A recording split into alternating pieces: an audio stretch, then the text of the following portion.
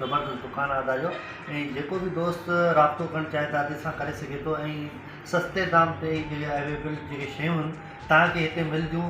हाला जूं खटूं ऐं इन खां अलावा जेके बि हाला जो सामान आहे टोटल तव्हांखे हिते मिलंदो इंशाल्लाह। ऐं रिआयत सां तव्हां पंहिंजी जेके असां हिन अॼु व्हाट्सअप नंबर बि ॾींदासीं, तव्हां हिन सां राब्तो करे सघो था ऐं जेके अवेलेबल शयूं आहिनि तव्हांखे हिते मिली सघंदियूं हिन दुकान ते।